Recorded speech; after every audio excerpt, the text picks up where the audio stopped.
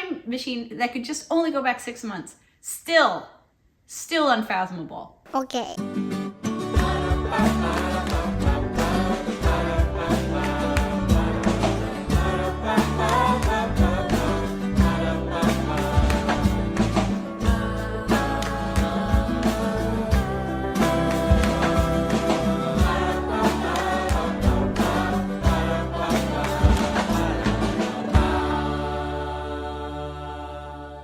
Hey everybody, welcome back to another day with the Knorps. Today is a little bit different because we're going to sit down and talk about my pilot journey.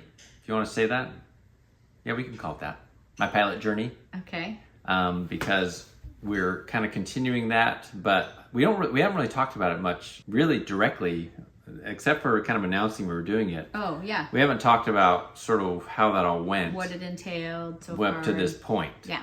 So I thought it might be nice to do that, and then also take you for a little bit of a plane ride with us as well. So you got to stick around for that. So to get you up to speed just a little bit, this last spring, we kind of decided to make a little bit of a change. We've been trying to figure out what our future kind of held and been like for years. Right, for some time, trying to figure out what the next step was for us. Next chapter of life. Yeah, essentially had sort of a light bulb moment and decided that I should train to become a professional pilot. It's been something that's sort of always been in the back of my mind for a long time.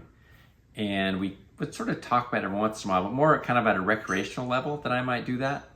Because a lot of people think about that, right? I mean, who doesn't want to fly an it was on airplane? Mike's dream board to be like a private pilot someday. Yeah.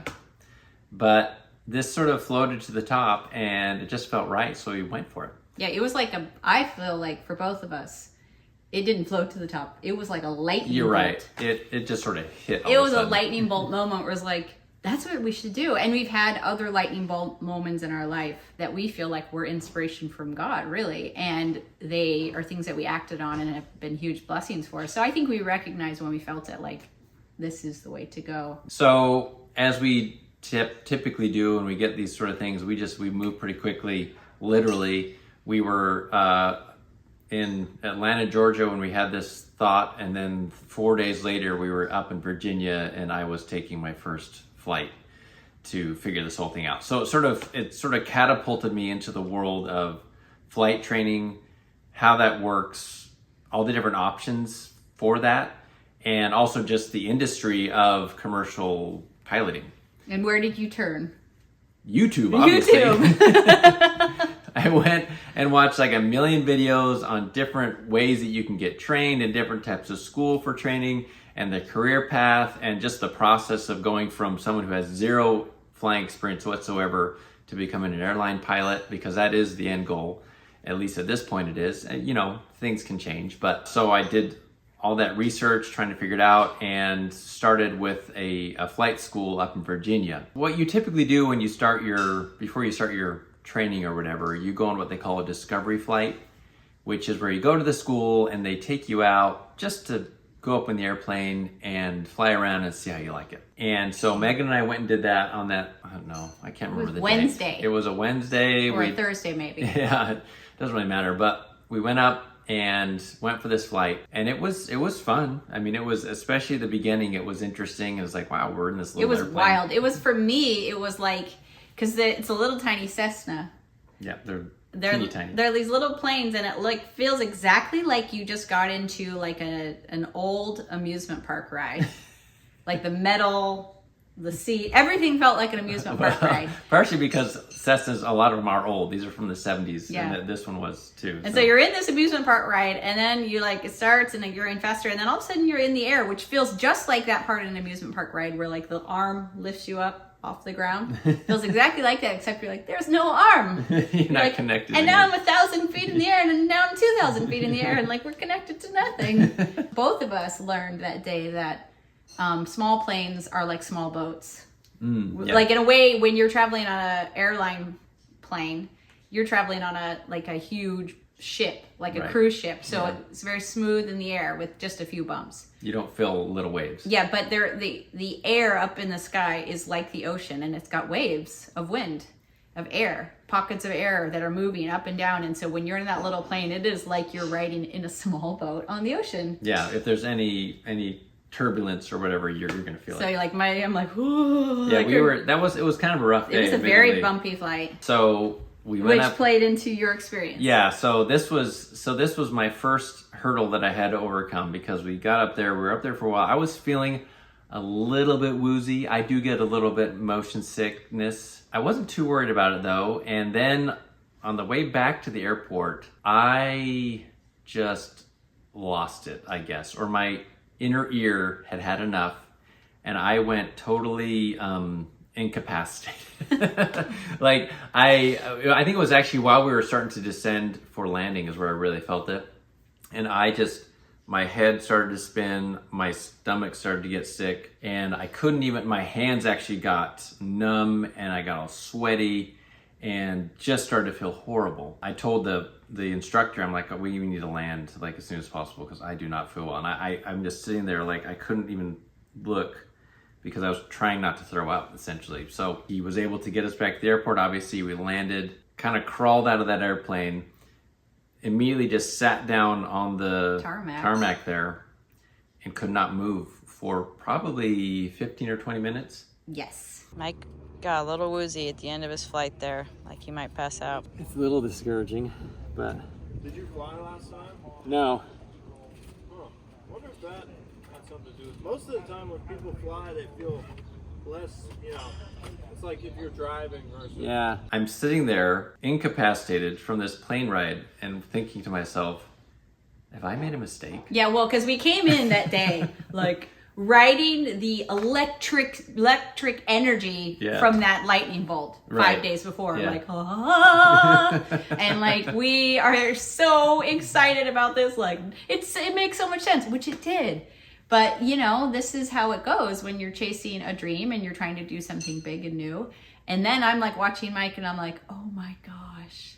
I'm like, not sure if we can do this. No, I was like, no, I know we're going to do this. I don't want Mike to think we're not. And I didn't want I was actually very protective, because I'm like, listen, my husband is a strong man. He's a strong man. Know. It's true. You do feel that moment pretty weak and embarrassed that he's going to be fine. Yeah, like I'm going to be a pilot. You tell that to the guy who takes you out, and then you can't even handle the first flight. It's the first hurdle. Because like we felt amazing, and I knew in the moment when we felt amazing, and then it felt almost like we were, like that heaven was showing us our path. Like, like a light from the clouds part, and a light goes down and it hits a path, and you're like, that's the way forward.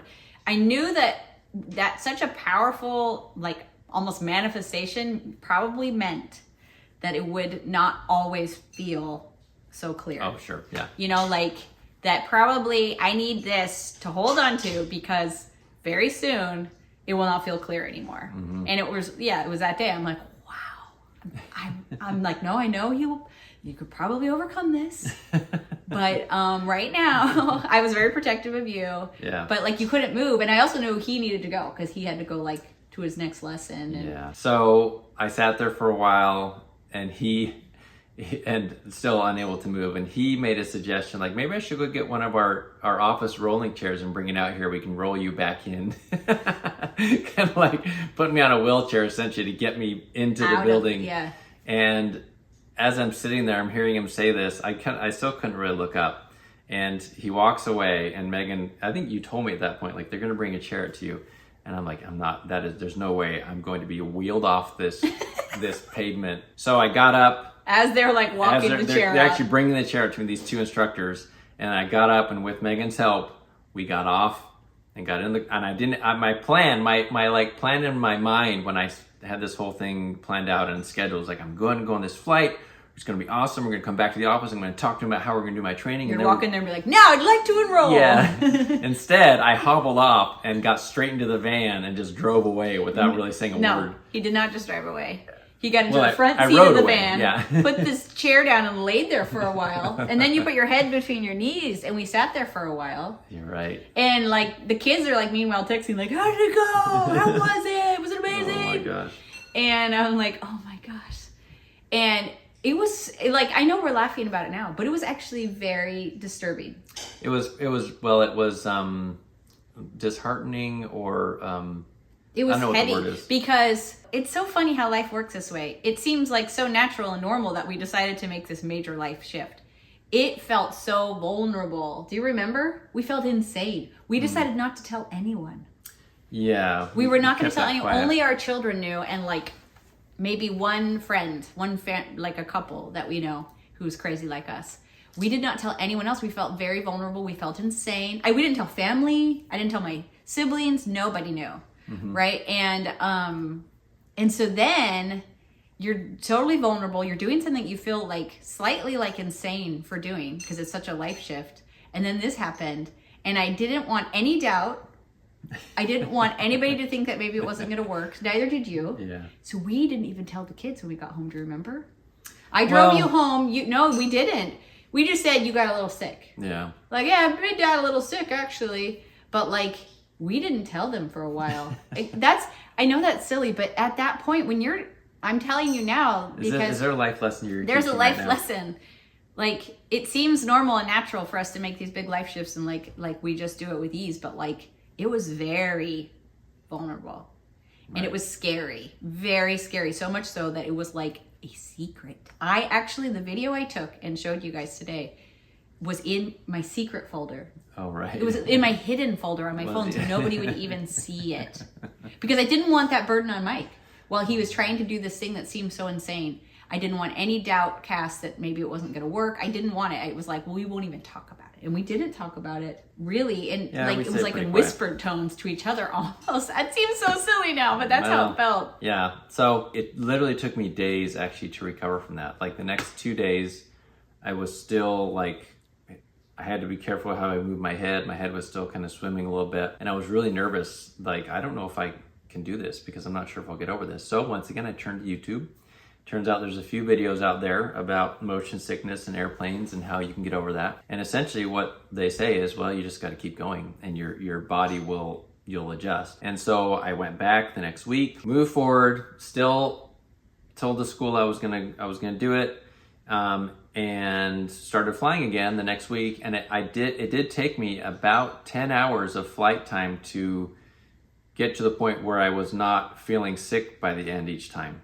I was less sick than I was the first time, but I would still, if we were out there for too long, I was like, we got to go back. It did take a little time, and I did start to get used to it. And so I did my training. We did it with a school that was fairly flexible, but I would go every day. I guess now moving into the actual training part, I went daily, I studied a lot, and really focused on it so that I could get it done as quickly as possible as far as the private pilot part goes. That took about 3 months of daily flying and studying because there's a written test you have to do, there's an oral test you have to do, and there's an actual practical test you have to do. One little note though that was interesting is that I got all the way up till it was time. I had my checkride scheduled, which is your final sort of checkout with the FAA appointed person who makes sure you know what you're doing, essentially to give you your license. And my instructor and I went out to do some practice, and it was a hot day and it was kind of rough out there, and we're doing stall practice where you essentially make the airplane stall or kind of fall in the air. Start falling. Which you do at a very high altitude, so it's safe and you can recover and there's no issue. But for whatever reason that day, doing those and in the heat, I got sick again. I got sicker than I'd ever been before, like ever. It was kind of really weird, but we were doing them.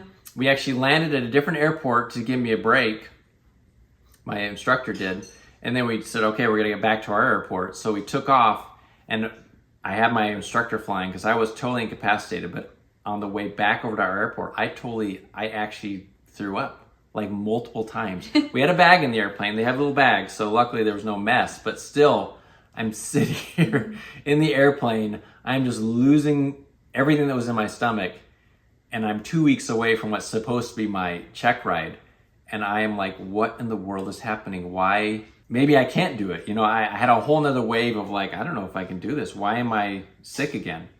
And my instructor was super nice about it. He's like sorry, he was kind of patting me on the back as I'm like losing my lunch, and he's flying like, it's gonna be okay, man. You're good. That was the last time I was sick in the airplane. It was a low point.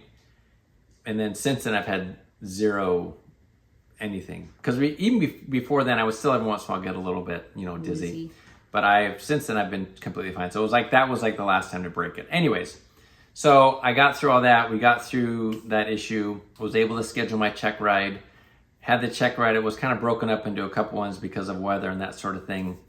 But eventually, I was able to pass my check ride, get my private pilot license, and then we moved away from there through some different circumstances, but we moved away from that school because we moved down here to Charlotte. We were in Virginia. What I've been doing since then is I've been looking at a couple different schools in the area, actually a few. And so my training kind of took a little bit of a break as far as that intensity because I wasn't sure where I was going. So yeah, I've been in the videos more because I just haven't been at those as focused. But people should understand that schools for like aviation schools can be like a college course that you enroll in, but they can also be kind of like a gym course that you might go to like CrossFit or something. Like you go to the class and get, work on your body for that day, but then flexible. You could go to another class somewhere else and work on your body for that day because the goal is becoming strong. In aviation, it's more like you are learning skills for tests and you're gaining hours. Yeah. And so it's like more like it is often more like a gym course where you can go to them for an hour and gain more skills, work with an instructor, or just gain more hours or both. And so people are like, oh, doesn't he need to continue at that school? He could go to 10 schools at once if he wanted. You could. And just use their planes and, gain more skills or whatever. And the instructor. Yeah, but there's different ways of doing it. It's a Part 61 school versus a Part 141 school. The FAA kind of determines this. Part 61 is more flexible, like a gym, and you don't have a rigid curriculum, but there's different requirements kind of associated with that. And there's a Part 141 school that has a curriculum that's sort of set out by the FAA what you're going to do, and there's pluses and minuses to both. Anyways, over the summer I did the Part 61 thing. And then I came here and I've been looking at different schools, and I'm actually enrolling in a Part 141 school for my instrument rating to the end now. So I'm actually going to be starting with them, I think, next week. And then I'll be back into more regular training. But when we came here, I actually still spent some time with some instructors doing different things. I wasn't ready yet to take any passengers up. Even though I had my private pilot's license, I still felt like I needed a little bit more time to feel comfortable doing that. Well, especially because we were up in the Shenandoah Valley of Virginia. It's quiet, beautiful, not a lot going on. And then we came down here to Charlotte, where like you've got to, it's more complex flying. Well, because you have more controlled airspace, and we actually have. What is controlled airspace? So, well, I mean, the airspace up there was controlled as well, technically speaking, but here you have this airport that I'm flying out of right now has an actual tower, which means they have someone there. You have to get, you got to tell them that you're going to taxi out, and you got to get permission to take off and permission to land. And at an airport where I trained at where there's no tower, you're not really doing that. So it makes, and also we have Class Bravo airspace that we're either under or right next to here, which is associated with the Charlotte airport, which is, you really got to be careful around as far as how high you go and where you go to make sure you don't fly into it. Because we're right by an international airport. Yeah. So all that stuff makes it more complicated to fly here. And so I wanted to get used to that before I took Megan or anyone else up in the airplane. So that's what I've been doing the past couple months. And so... And tons of studying too. Yeah, and I've been studying a lot for this instrument rating test I need to take. What that means though is that with all that kind of training with these other instructors, I was finally able to get myself to the point that I felt comfortable taking Megan on our first plane ride together. And that's what we did. And it was super awesome. Yeah. So should we show that? Yeah. Okay, we're gonna go, let's go for a plane ride together now, right now. Here's our plane.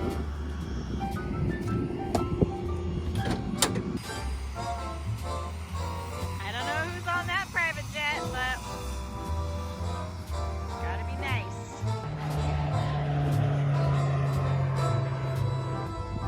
I've never been in the front seat before. Hold on. Oop, not a lot of room. My boot got stuck.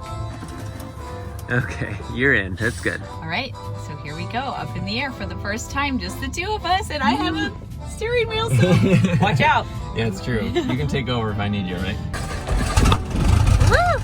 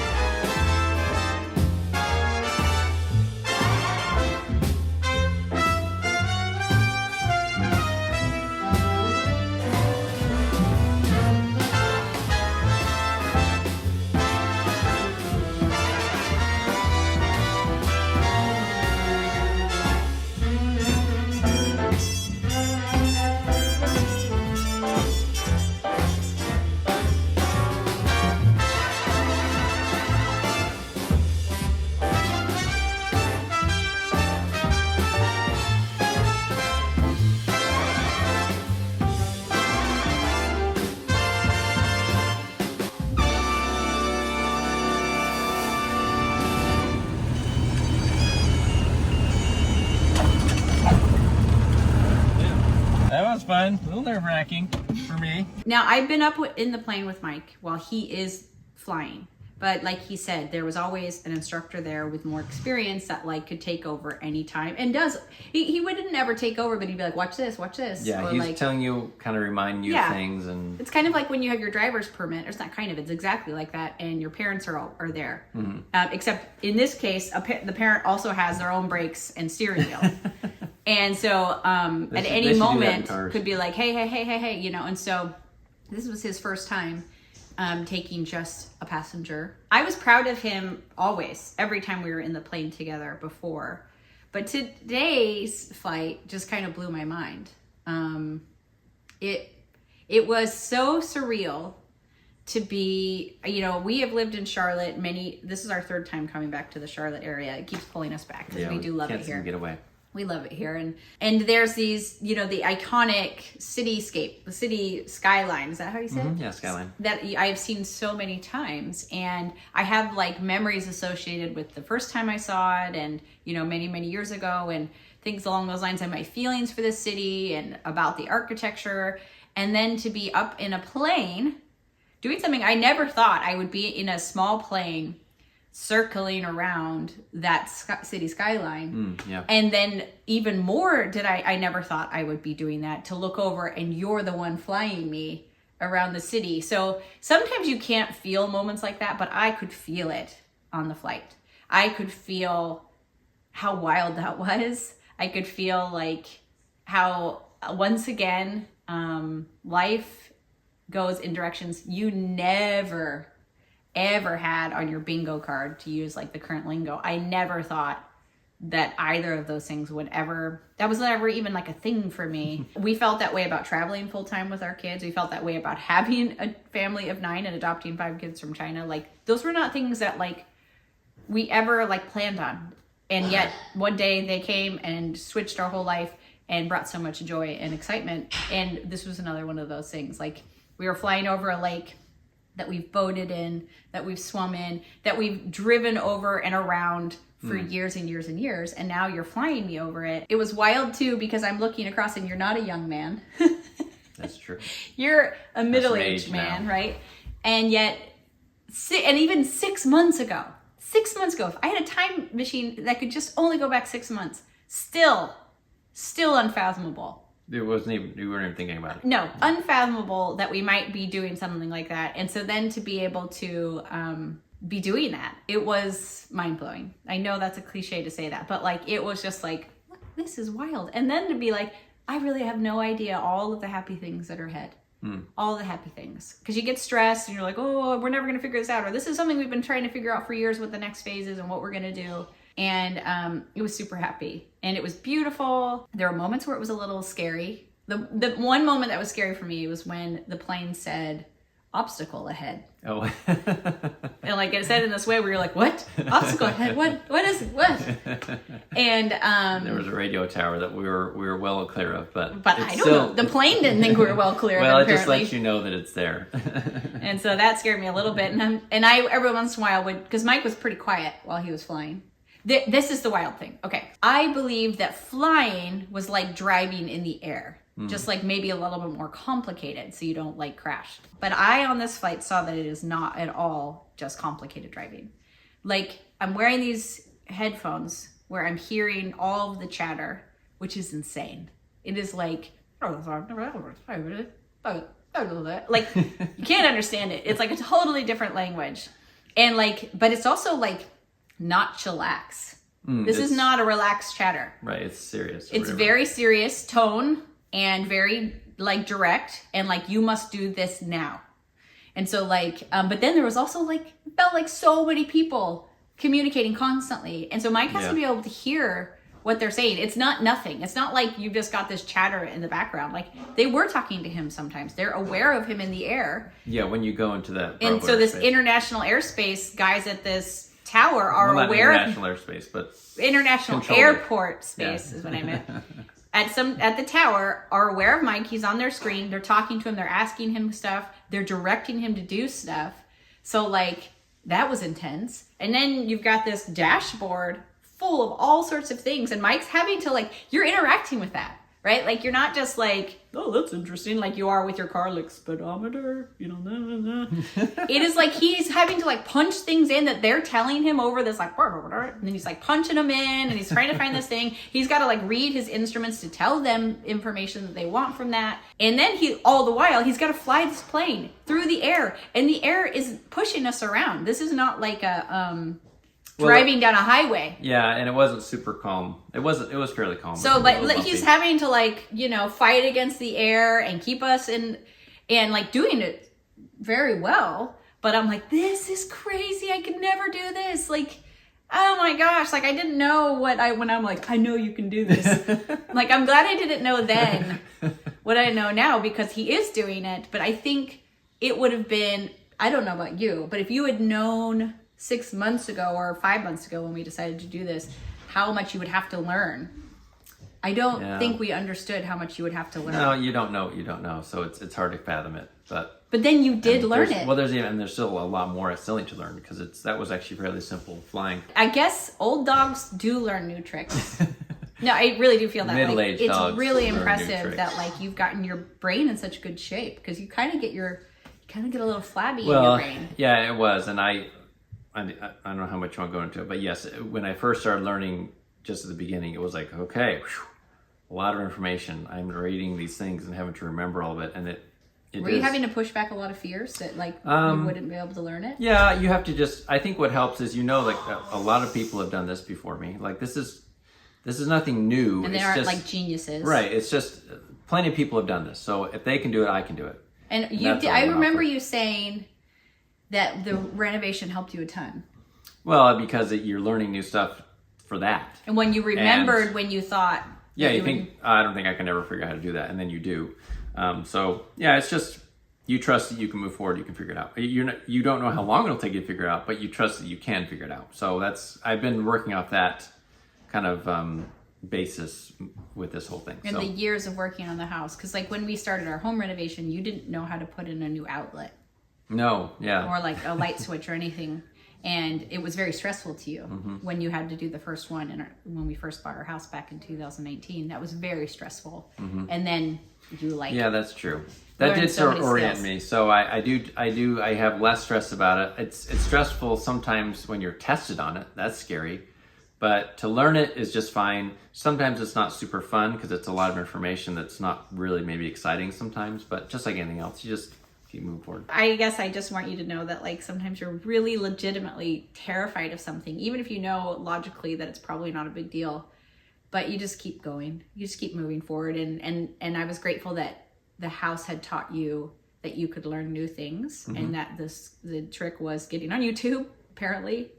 And almost then moving forward, we are so grateful for YouTube and all of the things it has enabled us to do and taught us. You have learned so much about just moving forward in confidence, which is not how you used to be. No, it's different than I used to be. A lot more stressed about that, and I would resist doing something new because I was afraid. I trust that I'm going to figure it out. It's been really impressive. And it can be, that's a motivator, because it can be. This is the first thing I've done that's actually physically scary, because it is sometimes scary to fly an airplane because there's a lot because you can easily die at stake. It's not as safe as walking down the sidewalk. This is the first thing I've done that's actually physically scary, and I've had to trust and but just know that I'm going to figure it out, and it will become more comfortable the more I do it. So I think I'm doing the opposite. Instead of shying away from it, if it's something I'm scared of, I'm going to do more of it, which was what I did here, learning how to fly to this airport, because it was really scary to me to fly to an airport with a tower, because it's legitimately scary. There's a lot going on there. And so my first impulse is to be like, well, then I'm not going to do that. I'll just wait till I can fly to an airport that doesn't have a tower and it's simpler. But it's like, no, you have to get used to that. You got to do it. You got to get comfortable with it. So I just went and did it more, and now I'm more comfortable. I won't say I'm completely comfortable, but it's something I'm doing to kind of overcome that. Well, and I think there's also, and this could be a side note, but learning this whole thing, I think a lot of people who go to flight school or start learning, when I've heard this said, is that they're so focused on the learning part and moving forward with their training that they don't do any flying for recreation or for enjoyment. and it can get to be kind of a drag. And so I wanted to make sure that I also included some recreational flying after I had my private pilot's license. Obviously, I couldn't really do that before I had that, but to make sure it's also something I enjoy. I did enjoy taking Megan. That was just fun to do because you're kind of showing this person this whole thing. So and for me, it felt actually pretty glamorous. It did. It felt pretty glamorous. It feels less glamorous to me because I'm doing it more regularly. Yeah, but I get to show up and have my little bag with my headphones in it, and like get into I'm out on people are going by and getting into their planes, and I'm getting into my plane with you. I mean, it's not our plane, but our little like one engine. But then watching like the jets take off all around me, it just felt a little glamorous. It felt fun. It felt like glamorous in kind of like an old Hollywood sort of way. Oh, that's kind of funny. So it was fun, and that was kind of long. It's more like a podcast episode. Yeah, that was a long one. And maybe we will podcast again. I don't know, because Mike's very busy.